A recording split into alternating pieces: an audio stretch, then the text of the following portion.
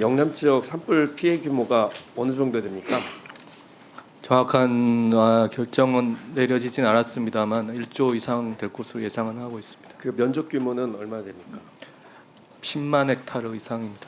근데 처음에 발표 산림청하고 행안부하고 하셨을 때 4만 8천 헥타르라고 하지 않으셨어요? 네, 초기에 그랬습니다. 근데 왜 그렇게 변경이 그것도 10만 헥타르하고 4만 8천 헥타르하고는 2배 가량 차이가 나는데 왜 이렇게 발표하셨습니까?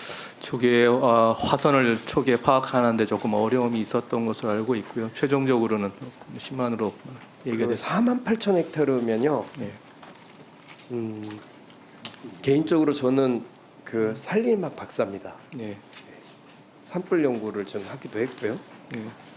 지난 10년 동안 2024년도부터 그 전 10년 동안 다 합친 것보다도 많은 양이 4만 8천 헥타르입니다. 그 10년 동안 4만 헥타르, 4만 정확하게는 500 헥타르니까. 그런데 이 집계를 그러니까 무슨 얘기냐면 다 끝나고 나서도 집계가 이렇게 4만 8천 헥타르고 10만 헥타르라고 얘기를 이렇게 할 수 있었던 거는 피해 대응을 하는 과정에서도 이렇게 주먹구구식으로 한 것을 반영해요. 그러지 않습니까? 어떻게 4만 8천 헥타르를 화재 진압을 하는 거하고 10만 헥타르 규모를 화재 진압하는 거하고 같을 수가 있나요?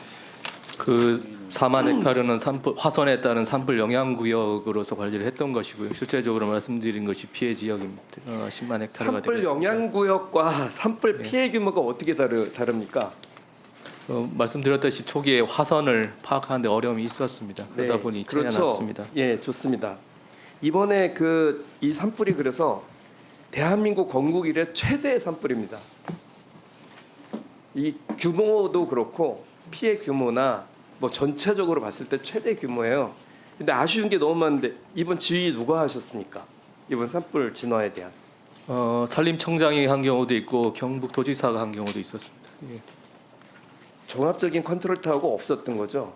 산불 그러니까 지금 재난안전법에는 재난안전대책본부의 행안부와 총리나 지자체 단체장이 따로 하고 한편으로는 산림보호법에 의한 산불 현장 통합지휘본부가 산림청장이나 국유림관리소장이나 지자체 단체장이 하고 이렇게 하지 않았습니까?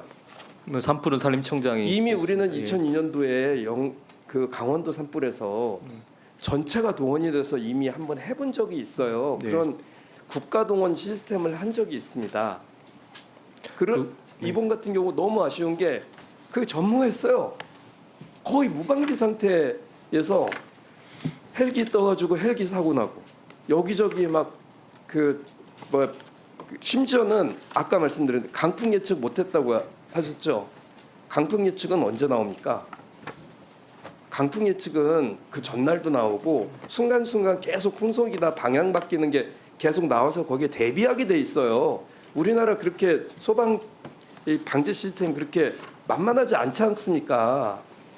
의원님 전체적으로는 중대본 통해서 인적, 물적 또 헬기 자원까지 총 동원이 이루어졌고요. 현장에서 관리했다는 게 산림청장에 대한 얘기였습니다. 지휘권에 관한 사항은.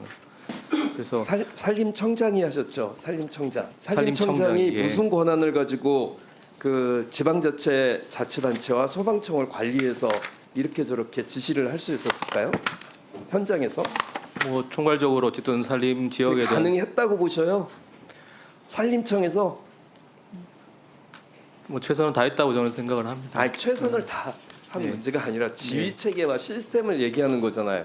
아니 다들 최선을 다했죠. 네. 최선을 안 하는 곳이 어딘 이번만큼 국회에서도 막 쫓아가고 그 경북에 있는 정치인들 제가 가보니까 뭐 다 오시고 안 한 사람이 없이 다 하셨어요. 네. 근데 문제는 있었던 거 아니겠습니까? 저는 이게 평가를 좀 해야 된다고 보는데 대형 산불에 대한 전담 조직을 어떤 식으로든 컨트롤 타워를 만드는 게 좀 필요하다고 보는데 어떻게 생각하십니까? 과거에도 17년, 19년 대형 산불이 났을 때 소방청과 산림청과의 관계 논의를 조금 했었습니다만 그래서 지금은 어떻게 생각하십니까? 여러 가지 어쨌든 종합적인 산림 관리라는 측면에서는 그 당시에도 산림청이 지금 하는 게 낫다는 입장이 이번에 있었습니다. 저는요 보면서 야 이게 대통령이 없는 상황, 국가 비상 상황에서 재난도 이런 식으로 대책 없이 이게 뚫려버리는구나 하는 생각을 되게 많이 했거든요.